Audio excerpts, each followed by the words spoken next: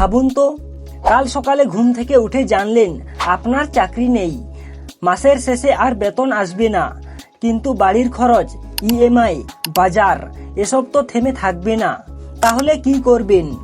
এই কারণে শুধু চাকরির উপর ভরসা করা ঝুঁকিপূর্ণ। স্মার্ট মানুষরা সবসময় আয়ের একাধিক রাস্তা তৈরি করে রাখে। আজ আমি আপনাদের এমন 3টি উপায় বলবো যেগুলো চাকরির পাশাপাশি বা চাকরি ছাড়াও আয় করতে সাহায্য করতে পারে। আর 3 নম্বর উপায়টি সবচেয়ে শক্তিশালী, তাই ভিডিওটি শেষ পর্যন্ত দেখুন। চলুন শুরু করি। 1. নিজের জিনিস ভাড়া দিয়ে আয়। একটা প্রশ্ন করি, আপনার বাইক কি সারাদিন ব্যবহার হয়? Laptop, camera? নিশ্চয় না।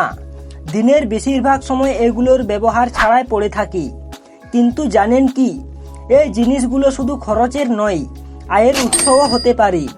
ধরুন কারোর কয়েকদিনের জন্য একটি ক্যামেরার দরকার, সে হয়তো নতুন ক্যামেরা কিনবে না, বরং ভাড়া নেবে। আপনি আপনার ক্যামেরা ভাড়া দিলেন আর বিনিময়ে টাকা পেলেন। একইভাবে বাইক, ল্যাপটপ বা অন্য দরকারি জিনিস ভাড়া দেওয়া যায়। একবার কিনেছেন, কিন্তু বারবার আয় করতে পারবেন। শুনতে সহজ লাগছে, তাই না? কিন্তু পরের উপায়টা আরো মজার। 2. ভেন্ডিং মেশিন ব্যবসা। আপনি নিশ্চয়ই এমন মেশিন দেখেছেন যেখানে টাকা দিলেই খাবার বা পানীয় বেরিয়ে আসে। এগুলোকে বলা হয় ভেন্ডিং মেশিন। এখন মজার বিষয়টা শুনুন, এই ব্যবসায় সবসময় আপনার উপস্থিতি থাকার দরকার নেই। মেশিন নিজেই আপনার হয়ে কাজ করবে। তাই অনেকে একে বলে নীরব কর্মচারী। হাসপাতাল, কলেজ, অফিস বা জিমের মতো জায়গায় এই মেশিন রাখা যায়। মানুষ যখনই কিছু কিনবে, আপনার লাভ হবে।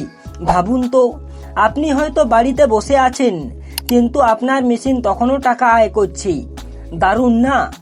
তবে সবচেয়ে শক্তিশালী উপায়টি এখনো বাকি আছে। 3. ডিজিটাল কন্টেন্ট তৈরি। এটা আমার সবচেয়ে পছন্দের উপায়, কারণ শুরু করতে খুব বেশি টাকার প্রয়োজন হয় না। আপনি কি কোনো বিষয়ে ভালো জানেন? রান্না, ভিডিও এডিটিং, পড়াশোনা, কম্পিউটার, মোবাইল টিপস অথবা অন্য কোনো দক্ষতা?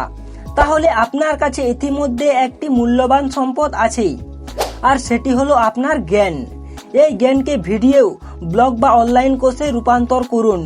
শুরুতে হয়তো খুব বেশি মানুষ দেখবে না, ফল দ্রুত আসবে না, কিন্তু এখানে বেশিরভাগ মানুষ হাল ছেড়ে দেয়। আর যারা চালিয়ে যায়, তাদের তৈরি করা কন্টেন্ট দিনের পর দিন কাজ করে, মাসের পর মাস, কখনো কখনো বছরের পর বছর। এই কারণে ডিজিটাল কন্টেন্টকে অনেকে ভবিষ্যতের সম্পদ বলে। একবার তৈরি করুন, বারবার ফল পেতে পারেন। আজ আমরা 3টি আয়ের উপায় জানলাম। 1. নিজের জিনিস ভাড়া দেওয়া। 2. ভেন্ডিং মেশিন ব্যবসা। 3. ডিজিটাল কন্টেন্ট তৈরি। এখন আপনাদের জন্য একটি প্রশ্ন, এই 3টির মধ্যে কোন আইডিয়াটি আপনার সবচেয়ে ভালো লেগেছে? কমেন্টে অবশ্যই জানান। আর মনে রাখবেন, বড় সাফল্য কখনো বড় শুরু দিয়ে আসে না, বরং ছোট একটি পদক্ষেপ থেকেই শুরু হয়। ভিডিওটি ভালো লাগলে লাইক করুন, বন্ধুদের সাথে শেয়ার করুন, আর এমন আরো ভিডিও পেতে চ্যানেলটি সাবস্ক্রাইব করতে ভুলবেন না। ধন্যবাদ।